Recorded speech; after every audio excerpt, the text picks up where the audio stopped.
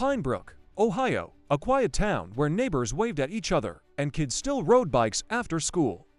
The kind of place where nothing bad ever really happens, at least, that's what people like to believe. But everything changed on the morning of October 17, 2019, when 26-year-old Ethan Cole was found dead behind the old service station on Route 12. People stopped believing Ethan wasn't a troublemaker. He wasn't the kind of guy you expected to wind up in a shallow grave.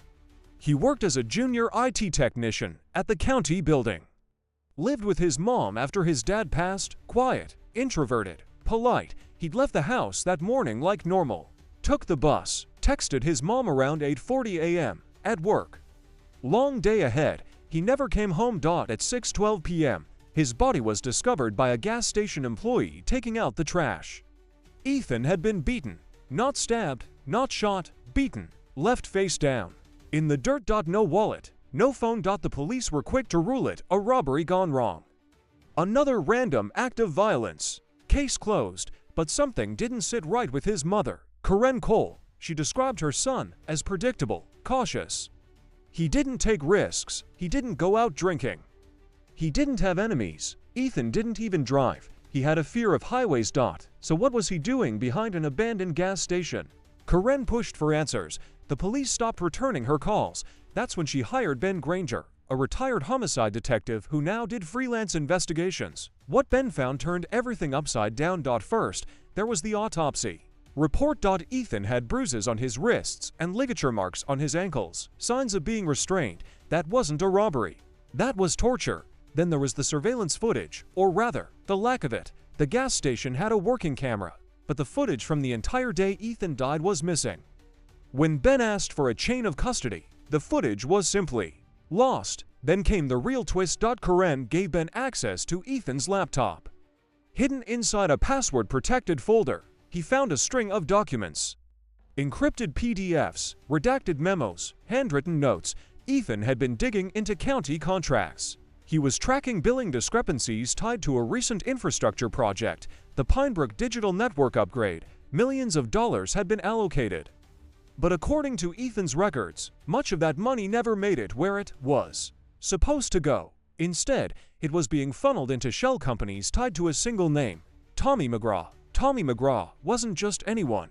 He was a city councilman, a pillar of the community. He coached the youth football league, donated to the fire department, smiled in every photo. But in 2008, Tommy's construction company had gone bankrupt after a bribery scandal, swept under the rug. Now, his name was showing up again, quietly, in paper trails Ethan shouldn't have seen. Ben followed the money. He found 5 LLCs registered to abandoned addresses, all tied to vendors supposedly doing digital cabling for the city. Only none of those companies had real employees, no tax filings, no equipment purchases, and Ethan knew it. 2 weeks before his death, Ethan had scheduled a meeting with Melissa Rayner, an investigative reporter from Columbus. He emailed her PDFs, notes, even an audio file, but the meeting never happened. Melissa told Ben that Ethan had sounded scared. She recalled his final message: "If anything happens to me, look at McGraw. It goes deeper than you think." That same week, Melissa's laptop was hacked, her phone wiped.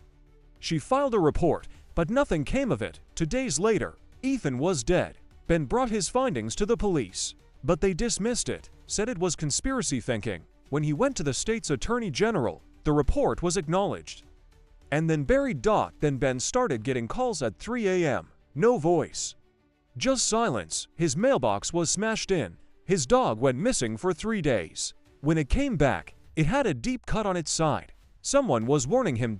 So Ben went quiet. He started building a secure file, documenting every thread, every invoice, every person connected to McGrath's network.